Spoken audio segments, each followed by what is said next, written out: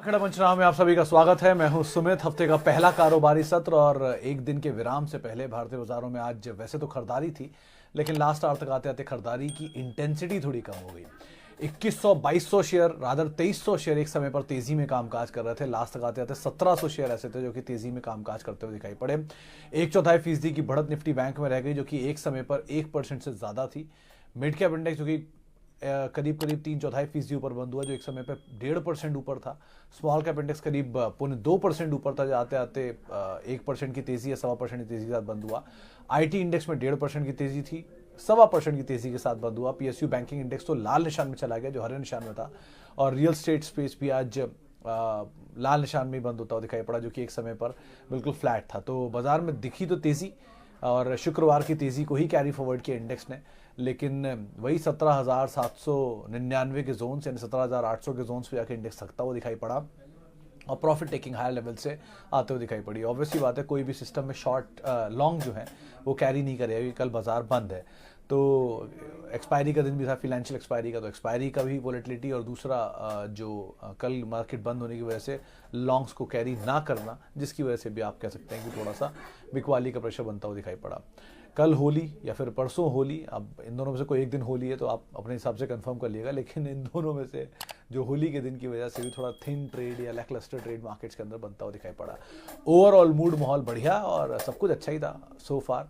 Index based stocks या heavy weights जो है पार्टिसिपेट कर रहे थे। जिन स्टॉक्स के ऊपर सबसे ज़्यादा सवाल आते थे, टीसीएस, एशियन पेंट्स, वो सब वापस परफॉर्म करना शुरू हो गए हैं। सभी अपने लेवल से कहीं ज़्यादा ऊपर पहुंच चुके हैं। तो ठीक है, आप बने रहिए मार्केट्स में। एफएमसीजी में आज थोड़ा प्रेशर था ब्रिटानिया के अंदर। वो एक रिपोर्ट थी सीएलएसए की इनपुट कॉस्ट को लेकर, जिसका एक इम्पैक्ट यहाँ पे बनता हुआ दिखाई पड़ा। लेकिन otherwise as of now market में कोई बहुत बड़ा कंसर्न इंडेक्स फ्रंट पर एटलीस्ट नहीं दिख रहा है। लेकिन हाँ, रेंज वाइज 17,500, 17,300 ये दो लेवल्स, और ऊपर की तरफ 17,800, जिसको आप ध्यान रखेंगे। जानकार मान रहे हैं कि 17,600, 17,500 का स्टॉप लेके आप 17,800, 18,000 के जोन्स के लिए लॉन्ग जा सकते हैं। ये आशीष भाई आसू भाई बोलकर हमें गए हैं।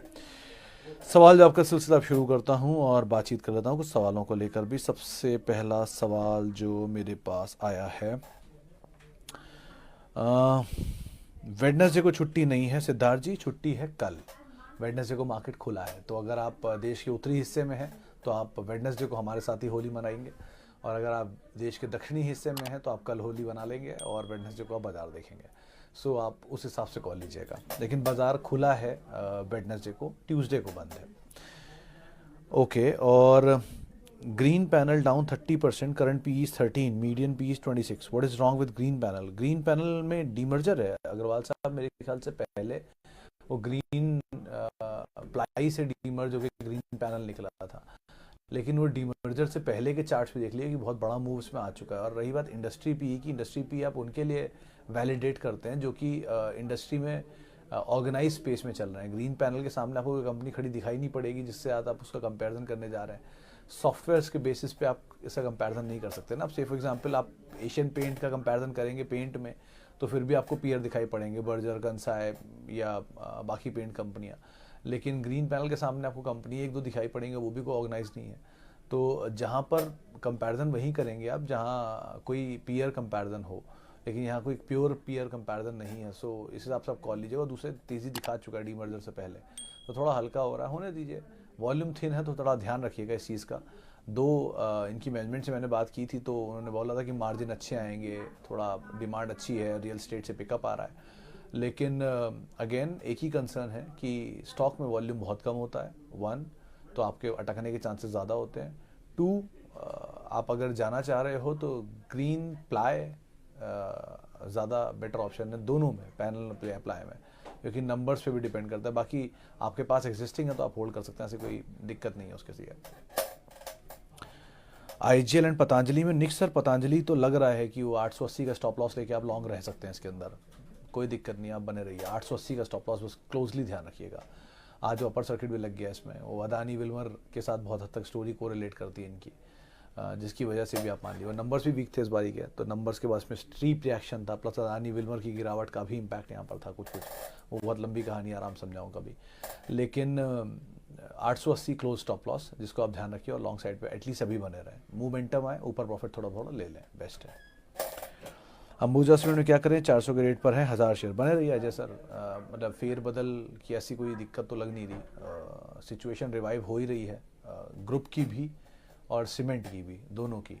तो आप इसको अगर दो तरह से पढ़ना चाहें तो पढ़ लीजिए। पहला, सीमेंट स्पेस के हिसाब से सोच रहे हैं तो अभी भी देश की तीसरी सबसे बड़ी सीमेंट ग्रुप है कैपेसिटी वाइज। अल्ट्राटेक श्री के बाद इनका नंबर आता है, एसीसी अंबुजा का जॉइंटली। और इंडिविजुअल भी देखेंगे तो 5वें या 6ठे नंबर पे दोनों कंपनियां लाया करती हैं। इसके अलावा ये हो गया सीमेंट का पार्ट। रियलाइजेशन अच्छे हैं, सीमेंट डिमांड अच्छी है, इंफ्रा की डिमांड रहती है, इंफ्रास्ट्रक्चर पे गवर्नमेंट का फोकस भी है और हाउसिंग स्पेस से भी डिमांड आ रही है। प्राइस हाइक की बातचीत भी वैसी चल रही है, तो वो पार्ट तो हो गया एक। अब आता है ग्रुप की बात। तो अदानी समूह में जब बड़े ब्लॉक्स हो रहे हैं, बड़े निवेशक एंटर कर रहे हैं, तो कुछ सोच के एंटर कर रहे होंगे। 1 2 ग्रुप के केस में एक ही कंसर्न पहले दिन से मैं आज तक हाईलाइट करता आया हूँ, मतलब बाकी मुझे नहीं पता है जो रिपोर्ट एंड ऑल में मेंशन हो गया, लेकिन एक ही चीज़ मुझे दिखती है कि ये ग्रुप बियॉन्ड प्राइस चलता है। बियॉन्ड प्राइस मतलब 100 रुपये कमाता है तो आपको अगर 10 टाइम मिलेगा तो 1000 रुपये का दाम होगा EPS के हिसाब से, लेकिन ये लाख रुपये दाम पाता था, तो बहुत ओवर प्राइस था। तो बाजार ने उसको अंडर प्राइस कर दिया हाल फिलहाल की गिरावट के बाद, राइट साइज कर दिया, बेसिकली अंडर प्राइस नहीं कर दिया, राइट साइज कर दिया। तो राइट साइजिंग चल रही है। तो ग्रुप में अगर आप कुछ ढूंढना चाह रहे हैं तो यही 3 नाम मैंने हमेशा मेंशन किए हैं, अंबुजा, अदानी पोर्ट और अदानी विल्मर। आप इन तीनों में से कोई भी एक चुनना चाहो चुन सकते हो, जो आपके हाथ अभी आ जाए, लेकिन जो नीचे मिल गया वो ज़्यादा बेटर। और पिछले 3-4 दिनों के फियास्को, यानी कि पुल बैक का फियास्को बहुत तेज़ था, तो इसलिए अभी एंटर मत करना, वेट कर लो, नीचे मिल जाएगा फिर से एंटर कर लेना। अदानी एंटरप्राइज में अनुराग सर, आज सुबह ही आशीष जी से बात हो रही थी, बहेती जी से, और उनका ये कहना है कि आप अगर आपके पास हैं तो आप 1800 का स्टॉप लॉस लेके लॉन्ग रह सकते हो, 2400 का टारगेट वो देख रहे हैं एटलीस्ट, तो आप उसके हिसाब से कॉल लो। बट ये ध्यान रखना, जितनी तेज़ ऊपर से नीचे आया उतनी तेज़ नीचे से ऊपर भी गया है। सो दोनों तरह की चीज़ें बहुत हैं, और जब भी कभी किसी ग्रुप में न्यूज़ फ्लोज बहुत हों तो उससे दूर होना इज़ द बेस्ट केस। ऐसा नहीं है, उस न्यूज़ फ्लो के दम पे बहुत कुछ सस्ता मिल रहा था वो ले लेते इंस्टेड ऑफ वो ग्रुप, क्योंकि वहाँ न्यूज़ फ्लो चलते रहेंगे अभी थोड़े दिन। तो जब न्यूज़ फ्लो ख़त्म हो जाए फिर उनमें कुछ एक्चुअल स्टोरी बनेगी, तब तक के लिए सिर्फ फियास्को का हिस्सा रहेंगे। थैंक यू दास साहब। Brokerage firm downgrade Britannia, any bad news for Britannia? Das साहब, डाउनग्रेड जो हुआ है वो अर्निंग को लेकर हुआ है। उन्होंने बात बोली है कि जो इनपुट कॉस्ट है, वीट और दूध, इनके प्राइसेस बढ़े हैं और इसकी वजह से कंपनियों के मार्जिन हिट होंगे। ये आप भी बखूबी जानते हैं कि दूध की कीमतें कैसे बढ़ी हैं। 28 रुपये तो आपको आधा किलो का अमूल का दूध का पैकेट मिलेगा, और बाकी अभी रिसेंटली महाराष्ट्र में भी 82 रुपये हो गया 1 रुपये किलो, 2 रुपये किलो बढ़ाया उन्होंने भी। सो इस तरह से जब दूध के दाम बढ़ेंगे तो जो भी लोग इनपुट यूज़र हैं दूध के, उनकी कॉस्ट बढ़ेगी, ऑब्वियस सी बात है। तो ऑब्वियसली आता है वो जो ब्रेड, बिस्किट्स, केक्स, इन सब के लिए इन सब का इस्तेमाल होता है एग्री प्रोडक्ट्स का, तो वो इम्पैक्ट कर गया। प्लस वीट के प्राइसेस भागे हैं, और वीट के लिए सबसे बड़ा user bread companies and biscuit companies ही होंगी, क्योंकि वो अरारोट हो या मैदा हो या फिर आटा हो, तो अलग अलग प्रोडक्ट में यूज़ होता है वीट एंड अलाइड प्रोडक्ट्स। तो इनकी कॉस्ट का करीब 40 से 50% हिस्सा जो है ये यही प्रोडक्ट लाते हैं, और अब कॉस्ट बढ़ेगी 40 से 50% जो हिस्सा है उसकी, तो ऑब्वियसली होता है मार्जिन पे इम्पैक्ट आएगा ही, तो मार्जिन हिट होंगे। तो इसी बात को उन्होंने मेंशन कर दिया है कि इस साल थोड़ा बहुत, अगले साल थोड़ा और ज़्यादा, उसके बाद थोड़ा और ज़्यादा इम्पैक्ट आएगा, ये बात उन्होंने मेंशन की है। इसी वजह से शेयर ने गोता लगा दिया नीचे का। लेकिन एक बार ब्रिटानिया ने अगर प्राइस हाइक ले लिया तो सारा मार्जिन सपोर्ट हो जाएगा, क्योंकि प्राइस हाइक हो गया। सो बस उनके वॉल्यूम हिट हो जाते हैं उस टाइम पर। तो ये थोड़ा टाइट रोप होता है कि प्राइस हाइक किया तो वॉल्यूम हिट होंगे, प्राइस नहीं हाइक किया तो मार्जिन हिट होंगे। तो उससे बचने के लिए ये काम किया था कि बिल्कुल समन्वय बनाओ, जिसमें कंपनियां क्या करती हैं कि ग्रामेज कम कर देती हैं, 100 का 80 ग्राम कर देंगी, तो ऑटोमेटिकली प्राइस हाइक हो गया और आपको पता भी नहीं चला। तो इस तरह की चीज़ें करती हैं। लेकिन देखते हैं अब कैसे उसको ब्रिटानिया डील करेगा। लेकिन CLSA काम पहले भी कर चुका है, तो आप इस चीज़ से ना बॉदर हो कि CLSA ने डाउनग्रेड किया। CLSA इसे 2500 रुपये से डाउनग्रेड करता करता करता आज 4500 तक टारगेट ले आया है। वो डाउनग्रेड अपग्रेड चलता रहता है उनका।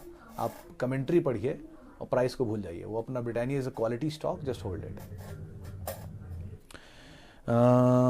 सिप्ला में इन्वेस्ट कर सकते हो सिद्धार्थ सर, क्योंकि मुझे लगता है फार्मा में आप इन्वेस्ट कर सकते हो कहीं भी, क्योंकि फार्मा में बहुत ज़्यादा पेसिमिज्म है। 1, बहुत ज़्यादा प्राइस टूट चुका है। 2, 3 वर्स्ट ऑलरेडी आप देख चुके हो। US FDAs हो, प्राइस के नंबर्स ख़राब हो, बुरी चीज़ें हों, तो जो दौर आईटी का था कुछ समय पहले वो अब फार्मा का लग रहा है, और कोई भी इसे सुनना और समझना और लेना नहीं चाह रहा है। तो इसका मतलब यहाँ पर कुछ भी नॉइस नहीं है, वॉइस नहीं है। तो ये एक बार को देखा जा सकता है। आप इसमें पिक एंड चूज़ करके अच्छी कंपनी में जा सकते हो।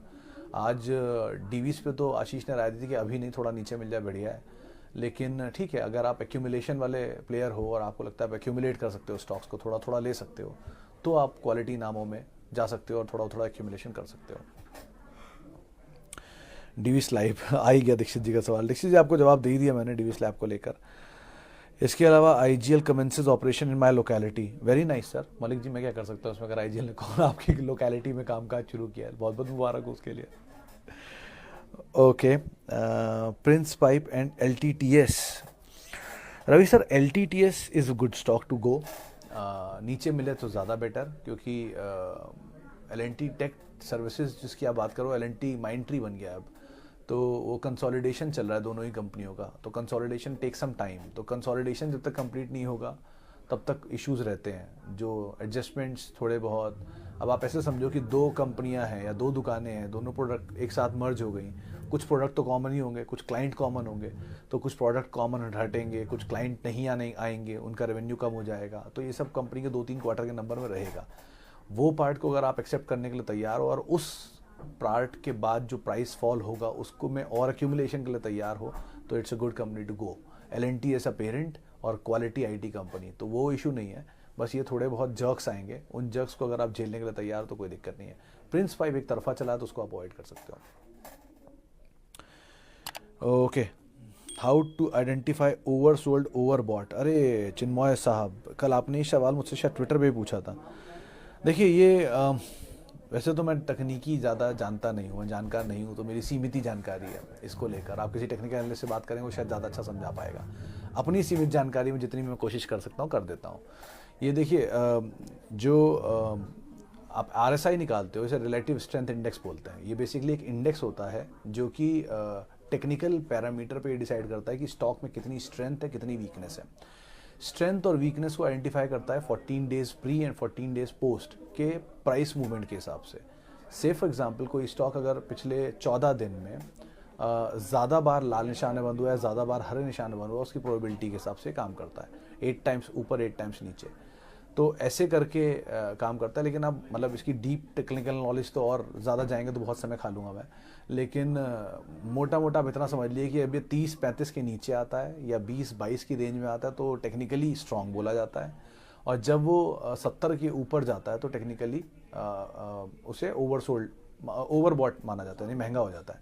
70 के ऊपर महंगा, 35 के नीचे सस्ता मानते हैं। लेकिन अगेन यहाँ बहुत सारी चीज़ें डिपेंड करती हैं कि किस न्यूज़ की वजह से वो नीचे आया है, किस फ्लो की वजह से नीचे आया है, किसी ने माल छोड़ा है, कोई FI आउटकम आया है, या ये कंटिन्यूएशन में इसका RSI इतना मेंटेन हो रहा है, या सडन इसका RSI ड्रॉप हुआ है। तो बहुत सारी चीज़ों में डिपेंड करता है। तो अकेला ये सोल इंडिकेटर नहीं है, बट अमंग ऑल आप इंडिकेटर के तौर पे यूज़ कर सकते हो। अगेन ये टेक्निकल एनालिस्ट की भाषा है जो मेरी समझ में थोड़ी कम आती है, तो उसके लिए माफ़ी चाहूँगा। मतलब I am not the right man for that. Spice jet के केस में शेख साहब स्टिल अगर आप जाना चाह रहे हो तो आई विल प्रेफर, मतलब वैसे तो एविएशन में मुझे कभी कन्विक्शन नहीं आया आज तक। उसकी 2-3 वजह है। एक तो मेजरली कमोडिटी बेस्ड ये पूरा ग्रुप है, इसमें कमोडिटीज़ का इनपुट कॉस्ट का बहुत मेजर इम्पैक्ट आता है 1। 2, ज़्यादातर सभी कंपनियों की जो rental cost and lease cost है वो काफ़ी हाई होती है, और वो मेंटेन रहेगी डिस्पाइट इनको रेवेन्यूज़ कैसे भी आए। 3, बहुत बड़ा रेवेन्यू का हिस्सा एयरपोर्ट्स में जाता है बतौर उनके टैक्सेस एंड चार्जेस, जो आपको फार्दर पास ऑन हो जाता है। 4, इन सब के बाद कुछ बचता है तो वो जाती है एम्प्लॉय कॉस्ट और बाकी चीज़ों में to maintain the good service. तो इंडिगो के अलावा अब तो किसी कोई मेंटेन कर नहीं पाया है ठीक ठाक। एयर इंडिया कर रहा है लेकिन वो लिस्टेड नहीं है। सो इंडिगो के केस में अगर आप जाना चाहते हो तो चले जाओ एविएशन में, but again it's a momentum stock. और स्पाइस जेट के केस में क्योंकि वर्स्ट ऑलरेडी ये देख चुका है स्टॉक, तो आप मोमेंटम के लिए अगर इसमें हो तो ठीक है, तो आप बने रहो, कोई दिक्कत नहीं है। लेकिन अगर आप लॉन्ग टर्म स्टोरी तलाश रहे हो तो this is not the right sector for that. तो बेटर ये है कि आप मोमेंटम चेस कर लो, मुंह में पैसा बन जाए थोड़े दिन बाद निकल जाना, लेकिन क्योंकि ऑलरेडी बहुत बुरा टूट चुका है। लेकिन अदरवाइज में वो मत ढूंढना कि ये बहुत 20 साल की स्टोरी या 30 साल में मल्टीबैगर बनेगा, वो इस तरह की चीज़ें शायद ना मिले आपको। Okay, how to know Nifty P, Google कर लिए सागर साहब, निफ्टी की एनएससी की वेबसाइट पे अवेलेबल है, वहाँ पे आप देख लीजिए। लेकिन निफ्टी पी में एक एडजस्टमेंट होता है, उसका ध्यान रखिएगा कि जब निफ्टी रीबैलेंस होता है तो कई बार क्या होता है, हायर पी की कंपनी जैसी निफ्टी रीबैलेंसिंग में ऐड होगी वो एवरेज पी को ऊपर ले जाएगा, और जैसी कोई अच्छी अर्निंग वाली कंपनी ऐड होगी वो पी को नीचे ले आएगा। तो रीबैलेंसिंग को आप ध्यान रखिएगा, उसकी वजह से पी एक्सपैंड एंड श्रिंक होता रहता है। लेकिन अदरवाइज निफ्टी पी आपको आराम से एनएससी मिल जाएगा और एक अच्छा बेंचमार्क भी होता है। याद रखिएगा, नीचे 17, 18, 17, 20, 21, 22 की रेंज में मिल जाए निफ्टी लॉन्ग, ऊपर 30, 32 चला जाए, बेच दीजिए। सीधा गणित मोटा मोटा ये बाजार पे जानकार मानते हैं। Ion exchange and Hitachi energy for long term. Sir Hitachi already 150 रुपये का 2600 देख कर आ चुका है, उसके बाद आप ले सकते हो क्योंकि इक्विटी छोटी है, बस यही है कि इसके साथ अच्छी चीज़ है। और एक टाइम पे बहुत अच्छी ग्रोथ भी थी इनकी, जब फिर उन्होंने वो अलग अलग कर दिया, पावर बिजनेस अलग चला गया और एसी वाला कारोबार अलग चला गया। तो हिताची दूसरा वाला जो इंजीनियरिंग वाला वो तो बढ़िया है, ये कंज्यूमर ड्यूरेबल वाला थोड़ा कमज़ोर है, इसको आप देख सकते हैं। वैसे आयन एक्सचेंज कंपनी ठीक है, लेकिन एक बड़े रनअप के बाद ही मिल रहा है, सो कूल ऑफ में मिल जाए तो आप एंटर कर सकते हो। बट हिताची में दूसरी वाली कंपनी पे फोकस करना, हिताची इंजीनियरिंग वाली बेस पे नहीं। Any stock that is related to fitness in India? देखिए सब फार्मा, क्योंकि फिटनेस एक ऐसी चीज़ है जो कोई नहीं कर सकता। It's a very difficult task, very very difficult task. कोई भी जिम में जाके रोज़ वर्कआउट नहीं कर सकता, और कर भी लेगा 2 साल, 4 साल, 5 साल, 10 साल, 20 साल, इससे ज़्यादा नहीं कर सकता। तो pharma is the best play अगर आप फिटनेस पे प्ले करना चाहते हैं, क्योंकि आप फार्मा तो चाहिए ही चाहिए। जिस तरह की हमारी वेस्ट साइज़ बढ़ रही है, मतलब मेरी, मैं कह लेता हूँ, चलिए बाकी का तो छोड़ दीजिए, वो वापस रिड्यूस करना फिर भी पॉसिबल है अप टू अ लिमिट, लेकिन उसके बाद एज के साथ वो बढ़ेगा ही, और जब वो बढ़ेगा विद दिस लाइफस्टाइल तो आपको फार्मा चाहिए ही चाहिए होगा। सो बेस्ट हेज अगर आप खेलना चाह रहे हो फार्मा में, तो आपके पास 3 ही हेज हैं। आप लिकर एंड QSR स्पेस ले सकते हो, 1 फॉर बर्बादी, जो फॉर जो लाइफस्टाइल चेंजेस हैं। Second, hospital and pharmaceutical, just to hedge those rising lifestyle या गेटिंग वर्स्ट। और third is insurance, just to compensate those rising medical cost. तो ये 3 हेज बन सकते हैं, बट दैट डिपेंड्स कि आप कैसा सोचते हो, तो उसके हिसाब से आप कॉल लेना। और बहुत लंबी स्टोरी है, क्योंकि अभी India is among the young nation in the world. आप 20 साल बाद जाके old nation in the world बनोगे, तब जाके ये सब स्टोरी प्ले करेंगी। तो उतनी लंबी स्टोरी अगर आपकी है तो बात अलग है, लेकिन अदरवाइज ये थीम बहुत लंबी है। सो कॉल लीजिएगा उसके हिसाब से, पिक एंड चूज़ करिएगा। सर हेल्थ स्टॉक में क्या देखना चाहिए, क्योंकि कंजम्पशन स्लो होने पर खाने में कमी कर सकते हैं, ट्रैवलिंग में नहीं कर सकते। गाड़ी कम सकते हैं, पर ज़िंदा रहने के लिए तो आज इलाज करवाएंगे ही। आपका व्यू सर? सौराब सर, मैं थोड़ा सवाल ठीक से समझ नहीं पाया इतनी जल्दी फ्लेम में, लेकिन एक ही चीज़ समझ सकता हूँ कि अगर आप लाइफस्टाइल रिलेटेड स्टॉक्स ढूंढ रहे हैं तो उसमें आपको उन्हीं स्टॉक पे को पिक करना होगा जो स्टॉक हॉस्पिटल में प्रोमिनेंट हैं, फार्मा में प्रोमिनेंट हैं, और इंश्योरेंस, हेल्थ इंश्योरेंस में प्रोमिनेंट है। बी विद द लीडर्स, क्योंकि लीडर को जल्दी सेकंड बनने में समय लगेगा, और उनको एटलीस्ट रिप्लेस करने से पहले वो खुद अपनी स्ट्रैटेजी को रिवर्क कर लेंगे। सो अकॉर्डिंगली यहाँ कॉल लीजिएगा, लेकिन ये बहुत बड़ा टॉपिक है, तो इतने कम समय में उसके ऊपर बात नहीं कर सकता। बट अर्लियर एक्सप्लेनेशन आप एक बार को उसमें देख सकते हो। चलिए फिलहाल अब इतने सवालों शामिल करूंगा। माफ़ी उन सभी लोगों से जिनसे आज हम बातचीत नहीं कर पाए। बहुत बहुत शुक्रिया उन सभी लोगों का जिन्होंने हमसे सवाल पूछे। आप मेरे साथ जुड़ सकते हैं @सुमित रिसर्च, मेरा ट्विटर हैंडल, और आप ये वीडियो भी वहीं देख सकते हैं। सबसे पहले वीडियो मैं वहीं डालता हूँ, और उसके बाद किसी भी निवेश से पहले आप अपने वित्तीय सलाहकार की राय ज़रूर लें। नमस्कार।